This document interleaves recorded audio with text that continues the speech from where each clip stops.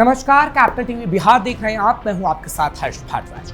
बिहार में नवंबर में चुनाव होने हैं, लेकिन उससे पहले ही पोस्टर वॉर छिड़ चुका है और लालू यादव और तेजस्वी यादव की ऐसी तस्वीर लगाई जा रही है जिसमें जंगल राज दिखाया जा रहा है, जिससे तेजस्वी को बड़ा नुकसान हो सकता है।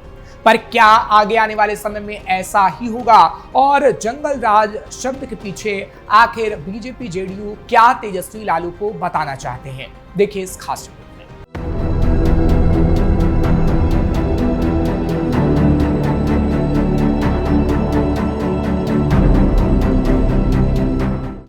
बिहार में छिड़ा पोस्टर वॉर, लालू तेजस्वी की तस्वीर पर बवाल।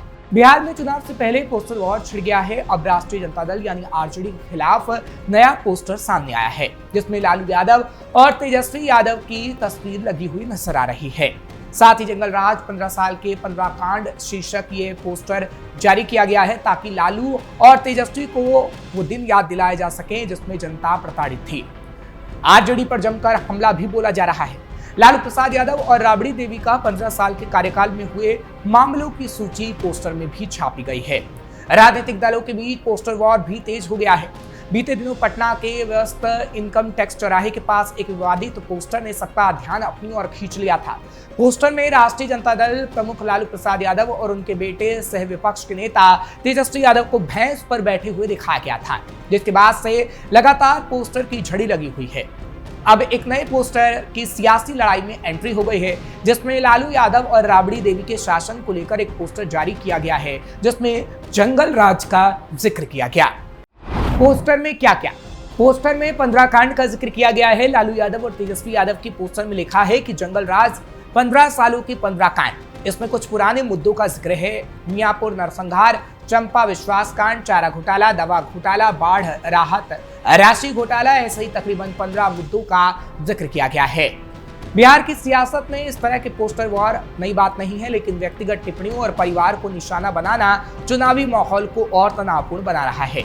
हालांकि जंगल राज का जब जिक्र होता है तो बिहार के चर्चित शिल्पी जैन हत्याकांड का भी जिक्र होता है, जिसका जिक्र बीजेपी जेडीयू इस वक्त कर रहे हैं। इसलिए उस कांड का जिक्र हम भी आपके सामने कर देते हैं। दरअसल साल 1999 की बात है, जब सियासत के गलियारों में शिल्पी जैन हत्याकांड ने सनसनी मचा दी थी।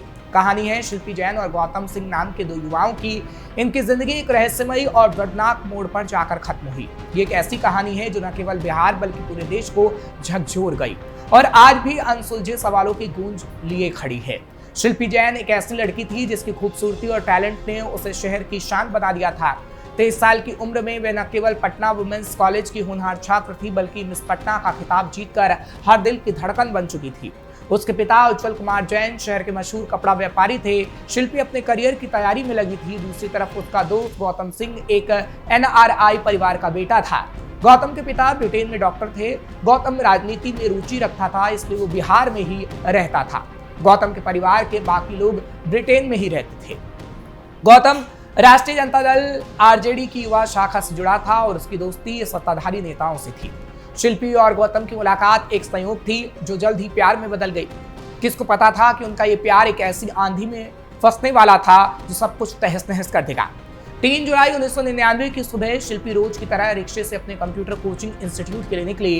रास्ते में उसे गौतम का एक दोस्त मिला जो शायद मौके की फिराक में था कि कब शिल्पी उसकी कार में बैठे और वो अपने प्लान को अंजाम दे सके।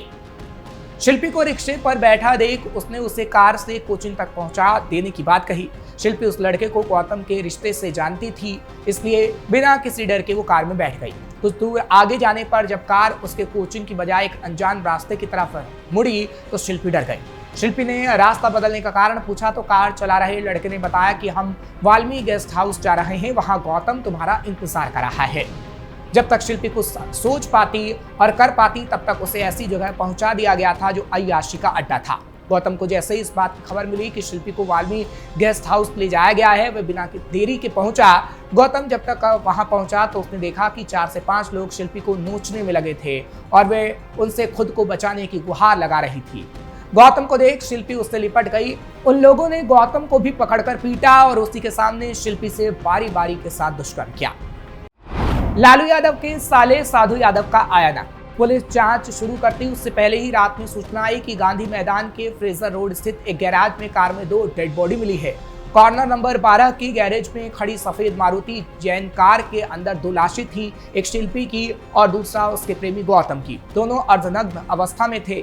शिल्पी के शरीर पर केवल गौतम की टी शर्ट थी और गौतम का शरीर बिना कपड़ों के था। ये दृश्य देखकर पुलिस भी सन्न रह गई। ये क्वार्टर उस समय के बाहुबली विधायक साधु यादव का था, जो तत्कालीन मुख्यमंत्री राबड़ी देवी का भाई और लालू प्रसाद यादव का साला था। खबर जंगल की तरह आग में फैली और सियासत का पारा चढ़ गया। पुलिस के आने से पहले ही विधायक के समर्थकों का हुजूम गैरेज पर जमा हो गया। हंगामा मचा, सबूतों से छेड़छाड़ की आशंका बढ़ी। पुलिस ने लापरवाही बरती, कार को टो करने की बजाय ड्राइवर करके ले गए, जिससे फिंगरप्रिंट जैसे अहम सबूत मिट गए। पोस्टमार्टम और फॉरेंसिक जांच में चौंकाने वाले खुलासे हुए। शिल्पी के शरीर से लिए गए नमूनों में जहां एक से ज्यादा व्यक्तियों की बात सामने आई कि एक से ज्यादा व्यक्तियों ने उसके साथ दुष्कर्म किया, वहीं हत्या की ओर भी इशारा किया गया कि सभी ने मिलकर उसकी हत्या की। पुलिस ने इस मामले में जल्दबाजी करते हुए इसे आत्महत्या करार दे दिया था और इसी को लेकर आज भी एनडीए लालू के जंगल राज का जिक्र करता है और जंगल राज के पोस्टर लगाता है, जो तेजस्वी के सीएम बनने के सपने को तोड़ सकते हैं। फिलहाल अगर ऐसे ही पोस्टर बिहार में लगाए जाते रहे तो बीजेपी और जेडीयू एक बार फिर से मिलकर सरकार बना लेंगे और तेजस्वी का सीएम बनने का सपना धाराशायी हो सकता है। आपको ये खबर कैसी लगी कमेंट सेक्शन में जरूर बताएं। खबर को लाइक शेयर करें। कैपिटल टीवी को सब्सक्राइब करना मत भूलिएगा।